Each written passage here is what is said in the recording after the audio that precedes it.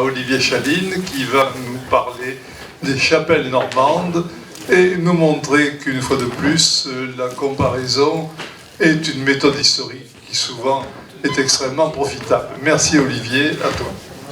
Merci Jean-Pierre. D'abord, je voudrais remercier l'abbé Pérouse et tous les organisateurs, Michel notamment, pour m'avoir convié au bassin, puisque moi je viens de loin. Et donc vous parlez des chapelles de marins en Normandie, vous avez Dieppe pour vous mettre dans le bain. Donc loin d'Arcachon et du bassin, la Normandie compte plusieurs chapelles des marins.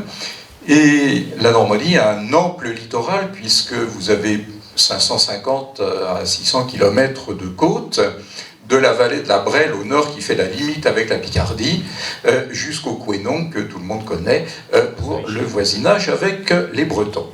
Alors par chapelle de marins désignerait ici des sanctuaires de bord de mer, mais parfois aussi de rives fluviales, dans le cas de la Basse-Seine, des sanctuaires spécialement fréquentés par les gens de mer, qui parfois les ont construits, en tout cas y ont laissé les marques de leur piété. Ce sont des statues, ce sont des vitraux, ce sont des ex-voto en tout genre. Ces sanctuaires s'ajoutent aux églises paroissiales des villes et villages des littoraux, dont les gens de mer étaient les paroissiens. Et ils sont souvent établis dans des points remarquables, tels qu'ils pouvaient servir d'amers, vous voyez, de points de repère pour les navigateurs. Et l'utilité nautique est longtemps allée de pair, pour certains d'entre eux, avec l'intercession et l'action de grâce.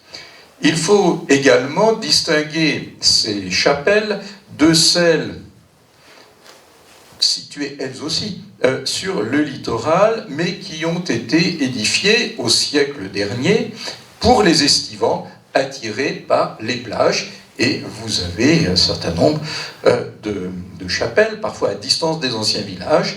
C'est le cas pour Ville, près de Dieppe, à Rivabella, près de Ouistreham, ou à Julouville, à côté de Granville.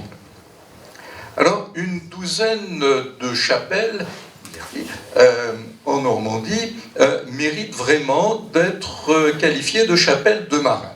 Je prends celles qui existent aujourd'hui, que j'ai pu repérer. Alors, une première remarque, quelque chose qui saute aux yeux, c'est que presque toutes ont pour vocable Notre-Dame. Cette prédominance de la Vierge n'a rien de surprenant, car depuis le Moyen-Âge, les Normands ont manifesté une vive piété mariale qui les a même portés à voir dans la mer du Sauveur l'Immaculée Conception, et ce dès le XIIe siècle, soit très longtemps avant que le pape Pie IX en fasse un dogme. La dénomination mariale se décline, comme vous pouvez le constater, de bien des manières. Elle peut être d'abord purement descriptive ou topographique, ce qui est le cas de Notre-Dame-des-Flots à Sainte-Adresse, près du Havre, ou de Notre-Dame de la Barriva, vers Caudebec. La Barre, c'est le Mascaret, le flot qui remonte la Seine. Vous avez également d'autres dénominations qui vont insister davantage sur la protection. Notre-Dame de Montport, à Saint-Valery-en-Caux, Notre-Dame de la Garde, au-dessus d'Étretat, ou encore, très explicite aussi, Notre-Dame du Grand Retour, à Gatteville, une des pointes du Cotentin.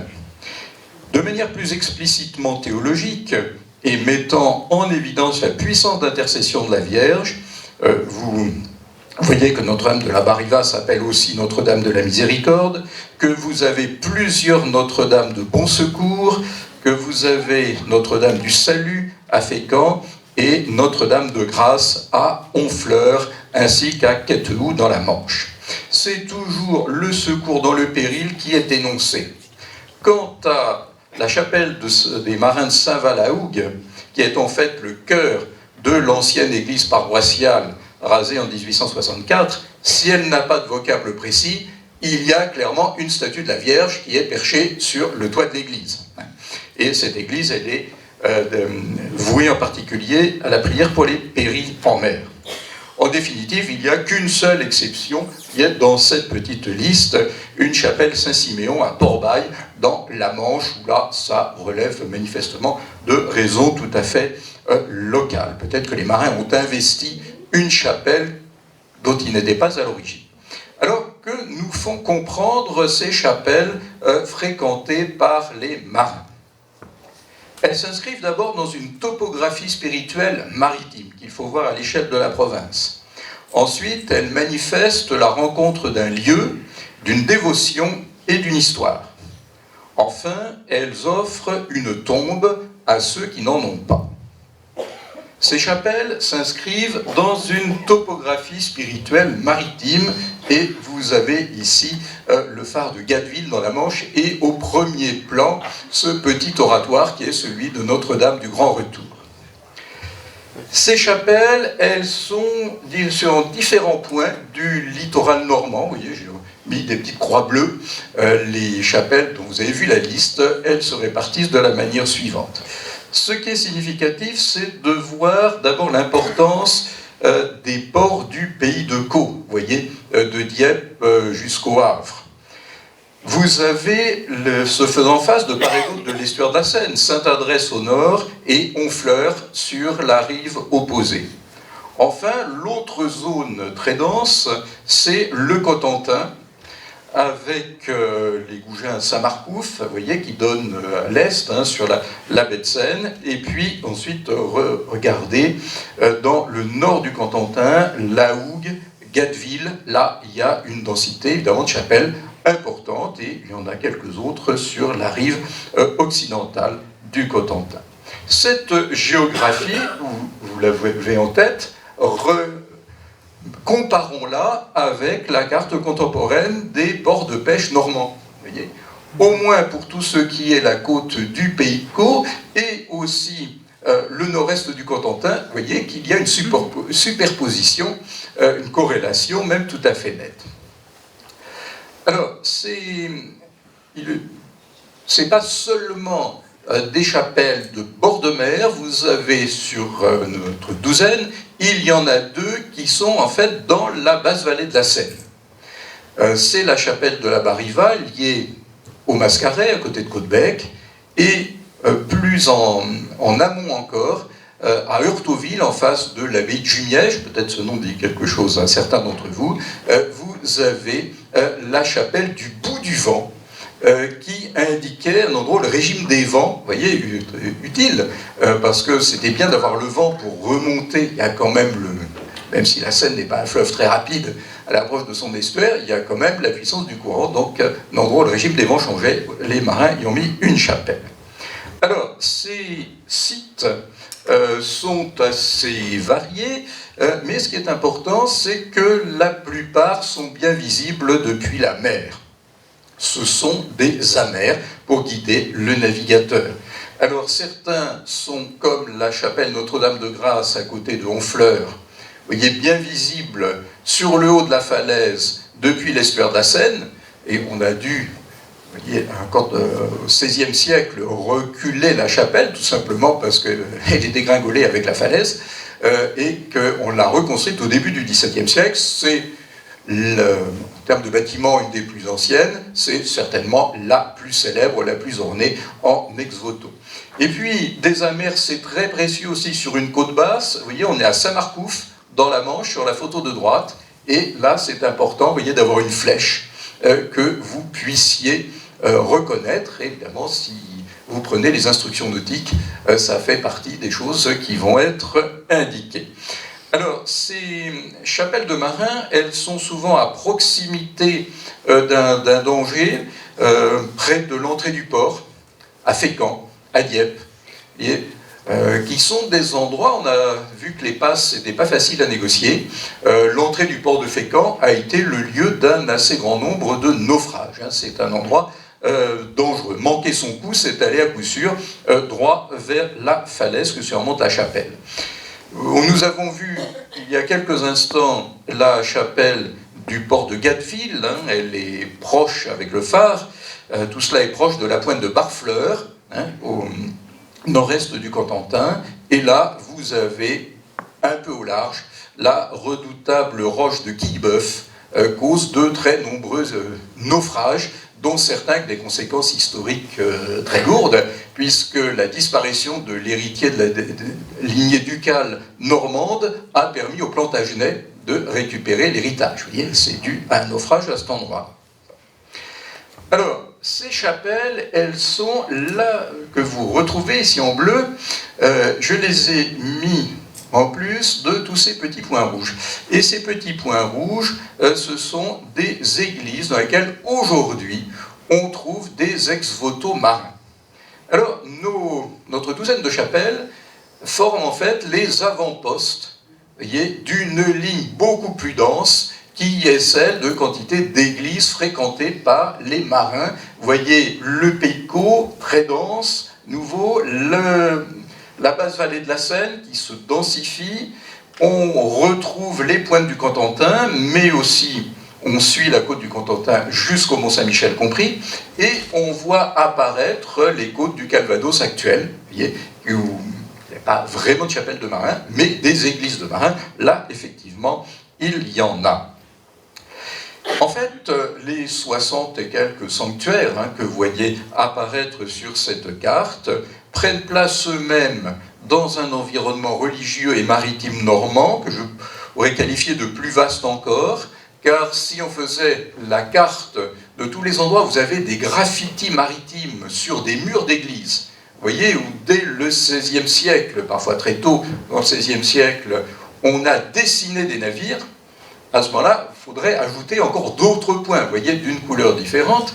Et si on regarde encore cette carte qui figure dans un catalogue sur les vitraux maritimes normands, qui est un catalogue d'une exposition au musée maritime de l'île de Tatillou dans la Manche en 2008, vous remarquez le grand nombre d'églises en Normandie dans lesquelles vous avez la mer représentée d'une manière ou d'une autre. Ça peut être des scènes de l'Évangile, le Christ apaisant la tempête, ça peut être aussi des ex-voto maritimes, des scènes maritimes plus contemporaines. Donc la mer est très présente dans les églises normandes. Ici, deux exemples au même endroit. Nous sommes au Tréport, un port de pêche qui est tout à fait au nord de la Normandie, à la limite de la Picardie. Regardez quand vous êtes dans la nef, ce que vous avez sous les yeux, vous voyez au-dessus de l'arcade du chœur, et qui masque d'ailleurs la poutre de gloire Rocaille, un grand tableau du XIXe siècle qui montre le Christ dans la barque en train d'apaiser la tempête. Bon, quand vous savez que les gens qui sont dans la nef sont des gens de famille de marins, qui sont dans un port de marins, port de pêche, c'est loin d'être anodin. Et dans une des chapelles du chœur, vous voyez la manière dont le Christ en croix est gratifié, en fait, des filets de marins. C'est-à-dire que là, vous voyez, les scènes de la vie du Christ sont complètement insérées dans le quotidien qui est celui des marins. Et mettre les filets autour du Christ en croix, c'est aussi une manière d'avoir part au salut et de relier le sacrifice du Christ aux épreuves que les marins peuvent avoir à vivre. Nous allons voir maintenant comment effectuer dans ces chapelles de marins en particulier la rencontre d'un certain nombre d'histoires de mer avec une dévotion souvent mariale et un lieu donné. Et nous sommes à Lingreville, dans la Manche, là dans une église paroissiale, et vous voyez que le peintre de cet ex-voto a choisi de représenter le Christ apaisant la tempête, mais le Christ est dans un des bateaux de pêche, vous voyez, comme on en voyait à l'endroit. C'est ce qui se passe dans l'Évangile, c'est aujourd'hui, vous voyez, pour ces marins. Alors, cette douzaine de chapelles et cette quarantaine d'églises qui ont été ou sont encore fréquentées par les gens de mer témoignent toutes d'expériences fortes dans lesquelles des vies ont été mises en jeu. Alors, ce qu'on voit, c'est la violence des éléments, c'est aussi la violence des hommes, la violence des éléments. Vous voyez cette tempête dans l'ex-voto, dans le tableau de gauche, la violence des hommes, elle est évoquée par ce vaisseau à deux ponts qui est en fait un navire qui a pris part à la bataille de Trafalgar, un navire qui rappellera des souvenirs à Caroline de Mao, c'est le fameux Duguay-Trouin, parce que son capitaine, qui est mort à Trafalgar, était originaire de Quillebeuf, ce port des Sueurs de la Seine, dans lequel des survivants de l'équipage ont accroché ce modèle une fois de retour de captivité en Angleterre. Alors, nous avons les accidents, nous avons les abordages de nuit ou dans la brume, nous avons les actions de guerre et les naufrages qui peuvent en résulter. Et à chaque fois, nous avons des prières qui sont faites, et pour les marins normands, c'est essentiellement l'appel fait à Marie. Et c'est dans les tableaux des 18e et 19e siècles, il est souvent spécifié qui a fait le vœu. Alors ça peut être le capitaine, ça peut être le capitaine et l'équipage. C'est à chaque fois bien marqué, mais c'est toujours prioritairement Marie qui est invoquée. Et vous avez à droite, dans l'église d'une basilique même, de Notre-Dame du Vœu à Cherbourg, vous voyez, il y a ces plaques, l'église d'ex-voto. J'ai fait des vœux à Marie, elle m'a sauvé du naufrage. Voilà, vous voyez, tout est dit. Alors, après l'épreuve, les survivants ont voulu rendre grâce. Alors, cette action prend des formes plus ou moins originales, qui ne sont pas propres à la Normandie. Il y a néanmoins un élément spécifique dans le cas de la Normandie, c'est l'importance des vitrails votifs. Et là, vous avez un des plus originaux, un des plus anciens aussi. On est à Villequier, l'endroit où Victor Hugo avait sa maison, où sa fille Léopoldine a péri. Tout le monde apprenait autrefois Demain dès l'aube, le fameux poème de Hugo. Alors, en Normandie, on est au point de retour, au point où se rencontrent les ateliers français et normands de vitrail avec un certain nombre de spécialistes qui arrivent des Pays-Bas au XVIe siècle. Et ça va donner cette extraordinaire efflorescence du vitrail normand au XVIe siècle. Ici, vous avez évoqué, dans l'église de Villequier, un combat naval livré en 1523 près du Cap Saint-Vincent entre les marins normands, dont les donateurs de l'ex-voto, on a leur nom, tout ça est expliqué, contre les Espagnols. 4 marins se sont associés pour offrir ce vitrail votif. Et ensuite, au XIXe siècle, quand on a le retour de l'art du vitrail, on aura à nouveau des quantités de vitraux évoquant la mer, on en verra tout à l'heure. Ensuite, nous avons le tableau votif. Alors, le tableau votif, c'est moins original. Les plus anciens conservés datent du XVIIIe siècle, des années 1760. L'image, vous voyez, encore au début du XIXe siècle, de Marie, peut-être dans le ciel, les bras ouverts, ou montrant l'enfant Jésus, vous voyez, à ceux qui l'invoquent. Ensuite, on va avoir ce qui est d'interprétation, évidemment, souvent un peu délicate, parce que ça reste des ex-voto dans une église, mais on ne voit plus Marie, on ne voit plus, vous voyez, les habitants du ciel. Bon, le ciel, on pourrait penser qu'il est devenu vide. Oui, enfin, sauf que c'est quand même un ex-voto dans une église, il ne faut quand même pas oublier cette évidence, vous voyez. Et puis, dans le même genre, je vous montre un ex-voto tout à fait original, qui se trouve à Colombelles-sur-Orne, près de Caen. Vous avez, à cause des Russes blancs de l'entre-deux-guerres, une église orthodoxe. Et en 1973, des marins grecs, qui ont été en difficulté lors d'un coup de vent dans l'estuaire de la Seine, ont ensuite reconnaissance de notre tiré d'affaires, offert à l'église orthodoxe la plus proche, vous voyez, cette icône. Alors, il n'y a pas grand-chose qui évoque la Normandie, mais cet ex-voto est quand même dans une église normande.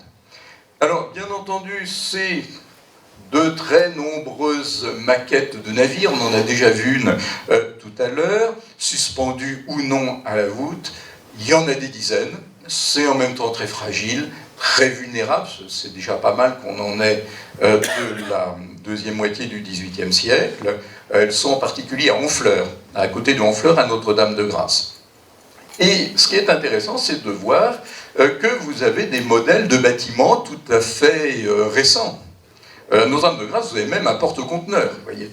Et si vous regardez les églises proches de Fécamp, vous pouvez suivre toute l'évolution du navire de pêche du 19e siècle et d'une partie du 20e siècle.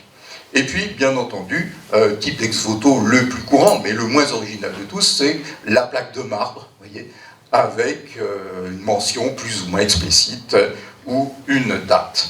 Alors, les marins ont rendu leur vœu, voyez, ont rendu grâce, en allant à des sanctuaires. Vous voyez, leur histoire s'intègre dans l'histoire déjà d'un lieu de culte antérieur qu'ils fréquentaient, que fréquentaient leurs parents et prédécesseurs, et dans la douzaine de chapelles normandes que j'évoquais tout à l'heure, vous avez des époques extrêmement variées. Gatteville, ça se perd dans la nuit des temps, c'est pas très bien quand. Notre-Dame de Grâce à Honfleur, c'est le vœu d'un duc de Normandie, Richard II, en 1023, après avoir échappé à un naufrage. Fécamp, Notre-Dame de Saluces, c'est aussi médiéval. Dives-sur-Mer, là, on a un fragment de Christ en croix trouvé au début du XIe siècle par des pêcheurs de l'endroit. Et puis, ce qui est très frappant aussi, c'est, alors, à gauche, vous voyez, c'est Fécamp, Notre-Dame du Salut, et à droite, c'est un exemple parmi d'autres du très gros effort de reconstruction de chapelle de marins au XIXe siècle. C'est Notre-Dame des Flots à Sainte-Adresse. Ce que vous avez derrière, c'est le Havre et la baie de Seine. Et de la même époque, vous avez Étretat, vous avez Dieppe, ce que la diapositive initiale. Mais vous avez également des reconstructions du lendemain de la Deuxième Guerre mondiale, surtout sur le littoral du Pays de Caux, qui a beaucoup souffert entre 1940, voire le débarquement canadien de Dieppe de 1942. À gauche, vous reconnaissez, les amateurs d'Arsène Lupin reconnaissent l'aiguille creuse et la porte d'aval, et vous avez la chapelle Notre-Dame de Grâce, reconstruite dans les années 50 pour remplacer celle détruite par les Allemands. Et puis, à droite, vous avez notre sanctuaire marial, pas très loin de là, à Saint-Valery-en-Caux, reconstruit après la guerre. Là aussi, ça avait été détruit par les hostilités. Le trait commun de ces sanctuaires, c'est que les marins, ils sont chez eux. Parfois, au-delà de ce qu'on pourrait imaginer. Ici, on est à Notre-Dame des Flots à Sainte-Adresse, et ce qui est représenté sous l'autel, c'est le marin dans sa bannette. Alors là, lui, s'est complètement installé dans l'église. Là, il n'y a pas de doute. Là, au moins, l'église, comme on dit, elle est ouverte sur le monde, il n'y a pas de doute. Alors, il y a ceux qui sont installés chez eux, et puis il y a ceux qu'on va tâcher de relier à la chapelle. Et j'insiste bien sur le fait, la chapelle, pas l'église paroissiale. Où là, dans la chapelle, monsieur le curé est moins gênant, évidemment, donc on peut faire davantage ce qu'on veut. Et quelque chose qui me paraît spécifique à la Normandie, quand je compare avec la Bretagne que je connais un peu, c'est la volonté de mettre vraiment le plus possible les périlles en mer dans la chapelle. En Bretagne, comme à Ploubaz-Lanec, dans le Finistère, vous pouvez avoir un mur disparu, c'est le mur du cimetière. Vous pouvez avoir des rituels comme l'île de Saint, ce qu'on appelle Proella, vous voyez ces croix qu'on dépose pour évoquer qu'il y ait quelque chose de tangible, qui évoque ceux dont les corps ne sont plus là. Et en Normandie, on a vraiment investi les chapelles. Alors, les périlles en mer, ce sont d'abord des inconnus dont la mer a rejeté les corps. Et vous avez ici, alors on peut évoquer le cas des rivages de la Hougue, en 1692, après la grande bataille navale, à Gatteville, près du phare de Barfleur, qu'on a vu tout à l'heure, vous avez cette colonne votive qui rappelle le naufrage d'un trois-mâts américain, la Luna, en 1860. Et sur 103 personnes à bord, il y a 2 survivants. Et on trouve 38 corps, vous voyez, sur le rivage proche de la chapelle. Bon, on ne sait pas qui c'est les Américains, ils n'ont pas de nom, etc. Donc on va les enterrer à proximité de la chapelle. Alors, tous les naufrages n'ont pas une issue aussi tragique. Le 31 octobre 1823, le curé d'Auderville, dans la Manche, près du Cap de la Hague, donc ça c'est le nord-ouest du Cotentin, a la surprise de voir arriver, porté sur les épaules d'un marin, un inconnu tiré des eaux ruisselant, qui lui déclare être l'évêque de Boston, en route pour Montauban, dont il doit devenir évêque. Alors effectivement, le lendemain, on est la veille de la Toussaint, c'est lui qui célèbre avec faste inaccoutumée la messe de la Toussaint. Eh bien, l'inconnu tout mouillé, il se nomme Jean de Chevreuse et il devient, moins de 3 ans après, archevêque de Bordeaux et encore quelques années plus tard, cardinal. Mais le plus souvent, les péris en mer sont des gens du pays, des fils, des frères, des maris, des pères. Ici, nous sommes à Barfleur. Et là, c'est pas dans la chapelle, c'est dans l'église. Vous avez calligraphié avec soin, voyez, ce document qui porte les noms, prénoms des défunts, avec les circonstances de leur disparition, explosion, naufrage, navire qui se renverse. Vous remarquez que les 2 derniers sont disparus en mer en 2003. Et vous avez ce mot qui revient sans cesse, disparu. C'est-à-dire ceux dont on n'a pas retrouvé les corps. Et là, il faut comprendre le poids énorme de l'épreuve pour les vivants. C'est pas seulement le deuil, c'est en plus les conditions qu'on pressent tragiques de la mort, mais c'est en plus de tout cela l'absence de sépulture. Et dans ces églises, dans ces chapelles de marins normandes, là par exemple à Dieppe, à gauche, et vous avez la chapelle sur la falaise, et l'image de droite est prise à Fécamp, vous avez, puisqu'on ne peut rien montrer, il n'y a plus les corps, ceux qu'on va mettre, surtout quand des bâtiments entiers ont disparu, corps et biens, ceux qu'on va mettre au XXe siècle, dans le second XXe siècle, ce sont des photographies du navire.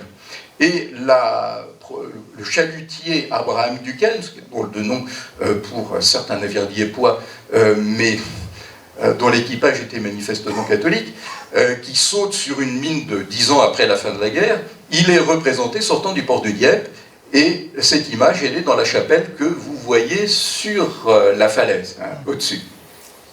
Ce qu'on va trouver aussi, ça va être, comme ici à Saint-Val-la-Hougue, vous voyez ces plaques avec les disparus, où on va faire apparaître les photos, quand on les a, avec une sorte de dialogue, vous voyez, qui s'installe. Quand on regarde ces plaques de différentes époques, il y a des époques où ceux qui mettent la plaque sollicitent des fidèles, sollicitent des passants une prière. Ici, on s'adresse aux défunts.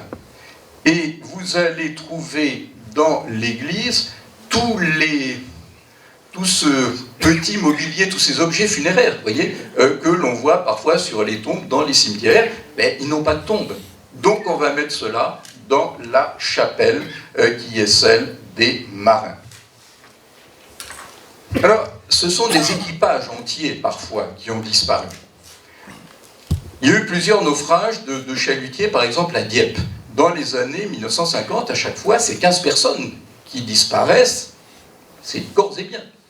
Et c'est donc un équipage. Et vous avez des plaques dans lesquelles on va énumérer tout le monde à bord. Il faut que chacun ait son nom, son prénom, qu'il ait sa fonction qui soit indiquée. En gros, on entre dans l'éternité en étant chacun à son poste d'équipage. Et ça, c'est quelque chose qui n'est pas anodin. Maintenant, je vous montre ici, nous sommes à Fécamp, Notre-Dame du Salut. Vous avez ce chalutier qui fait naufrage en pleine Atlantique en 1986. Je m'en souviens très bien, ça avait beaucoup marqué les gens, en tout cas en Haute-Normandie.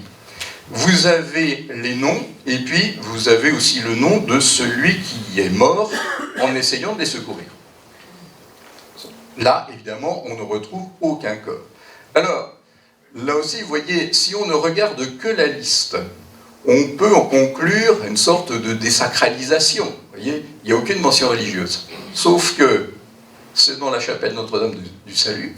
Votre plaque, vous la retrouvez à droite. Elle est à proximité d'une statue de Marie qui tient entre ses mains, non pas l'enfant Jésus, mais un bateau. Et puis, vous voyez tous les objets funéraires qui sont au pied. Donc là, vous voyez, 1986, c'est encore assez proche. Si vous voulez, les familles, elles sont là. Et puis, dernière chose, je voudrais vous montrer également à Fécamp. Voilà. Et là, c'est un cas que j'ai trouvé tout à fait impressionnant.